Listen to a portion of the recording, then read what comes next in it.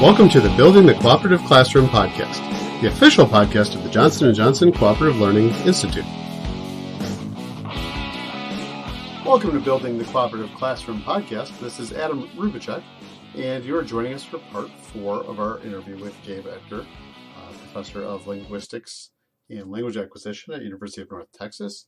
And in this final part of our interview with him, he talks a lot about sort of his lessons learned over the course of his career and in his leadership in cooperative learning. So I hope you have enjoyed the series with Gabe and enjoy this final part. The other thing that I learned from being a trainer was the value of teaching other people. But I also figured that out from being a teacher at all. I did several pedagogical grammar courses on my undergraduate degree. I did a whole master's in linguistics and syntax and semantics. And then the very first time you try to explain to a non-native speaker why we say some things with ing and so why we say some things with ed and as adjectives maybe, and people go, trying to explain that makes me go, oh, okay. So I am so much better at English grammar after I was so much better after teaching it for 6 years than I was after 6 years of learning it. And that's not to disparage the program that I went through at all. It's just teaching other people is where it's at, trying to explain it to someone else. And so one of the things that I try to do in my classes is maximize the amount of time that students are talking and students are telling each other about things. Because there's that processing time. But students don't like to do that either. It feels awkward for them. And students don't like to be awkward. They have a hard time pushing past that. Gabe, so you said that your initial training was in about 2008 for cooperative learning. So that's 14 years. That's a decade and a half you've been in this game. Yeah. So you say it like that and it's... Make you sound like an old man. You had a full head of hair when you started. I know. It's all falling out. So what do you think what do you think has changed with regards to sort of implementation of cooperative learning, the need for developing cooperative skills in students, the approaches that you take? What's different about the world of cooperative learning and the world of education from 2008 until today? I don't think there's anything much different about the need for it. I still see students that come in with all levels of ability, and you just can't take for granted, because some students will do great if left to their own devices. Some students will do terribly. So you as the instructor really have to structure the lesson, the class time, to cause them to have success in that area. I've seen, so at the beginning when I was doing, and again, 2008, Richland started in the mid 90s. They had Roger coming down and doing sessions. But even by 2008, we had plenty of people that had been essentially doing Sage on the Stage lecture, 50-minute lecture for 30 years. I don't think I see those people anymore. I think everyone has a base understanding of, group work is a thing you do. So the challenge now is, I think a lot of people coming into something like Foundations say, oh yeah, I do group work already, no problem. Like they just assume that because they ask students to work together, that everything's fine. They don't need to add anything to that. And of course, their version of group work is something like, work together on this problem. The end. That's the structure. That's the social skills instruction. There's no group processing, no group planning, nothing even about face-to-face. And they give everybody their own worksheet. And then if you watch those classrooms, half the students are doing it by themselves and half are sort of working with someone else. So sort of unlearning that impulse of, I know what group work is. And in fact, I can't remember at all the person's name, but somewhere in 2015 or so, we had a speaker brought in by the school, and he made so much hay out of the difference between teamwork and group work. And he went on and on about what all these things about teamwork. And Becky and I are in the back of the audience going, yeah, what you're describing is group work, is cooperative groups. But and then, bless them, if that gets the job done, to call it something else, that's fine. My biggest problem is, he's like, oh yeah, highly efficient teams are generally around 6 people. I'm like, no, 6 is way too many.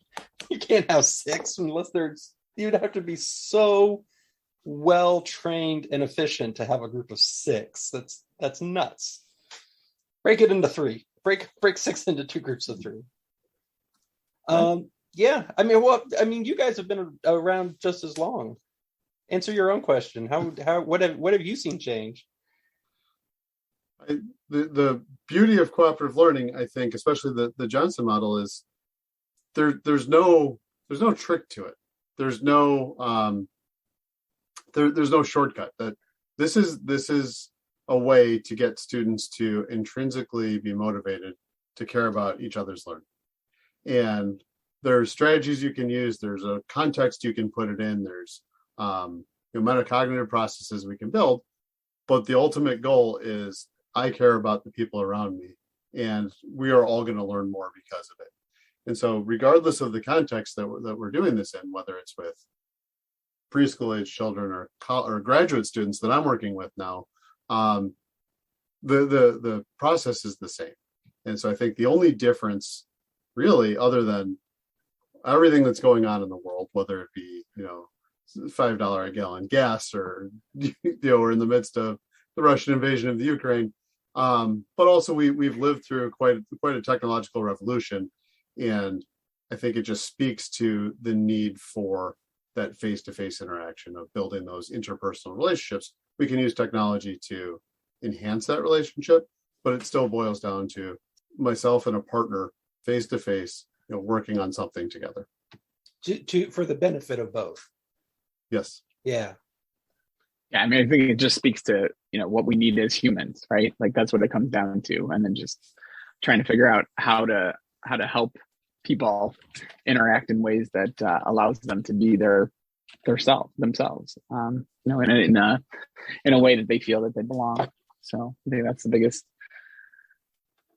biggest change too. And like, I think what Adam hit it right on the head, which is like, this is not one of the things that we hear sometimes is just tell me how to do it, or just like the cookie cutter, like give me the worksheet, give me the thing, give me the magic bullet. And I think David, I always quote David all the time, and David put it well, which is, anything that's picked up easily is easily forgotten. And that's what I think about some of the strategies and some of the web apps and some of the other things that don't really take into account, or maybe take only one piece into account. Gabe, you brought up the idea that like nobody's doing the sage on the stage, but they understand group work. Well, I don't know. Sometimes I think the sage on the stage might have been better than some of the group work, where you might be sending some anti-belonging cues to others if you're not doing that well. Yeah, there's definitely ways of allowing students to interact with each other that ends up having a negative long-term effect. So yeah, and you've got to take responsibility for what's going on in the classroom and at all aspects of it, how students talk to each other, where they're sitting. And I think, I ran staff meetings with 20 people, and I did the same thing with them, and they all appreciated it. And even when my dean sometimes would run meetings, if something wasn't going well, or at the beginning, or sometimes at the end, she'd turn and say, Gabe, what should we do? Because they knew I was sort of the cooperative learning guru, but it was like, give us a prompt or something to do, because we need to process this. And so now I'm very happy I got to be that guy for those folks. But those are people that were older than me, and in many cases they had years more experience than me. But you need that person sometimes to sort of take charged to say, this is what we're going to do. This is how we're going to do it. In terms of how we're going to interact with each other, to set the mood, if you would. Well, Gabe, I appreciate you taking some time out of your crazy spring break to share your journey. I'm going to go back to hammering tomorrow morning. And if people want to know more about you or your program, where should they look?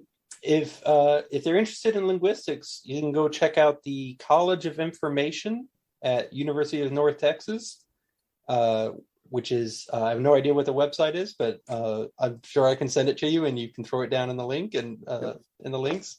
And hopefully North Texas will very soon, hope maybe by this summer or fall, have at least an initial foundations training. And of course that would be open to anybody, not just UNT folks. Awesome. Well, thank you so much, and have a great night. Thank you for listening to the Building the Cooperative Classroom podcast, the official podcast of the Johnson & Johnson Cooperative Learning Institute. Please check out the show notes for all relevant links, including a link to our Twitter account and the Cooperative Learning Institute webpage. This podcast is copyrighted under the Creative Commons license, copyright 2022. Theme music courtesy of Jimmy Ryan.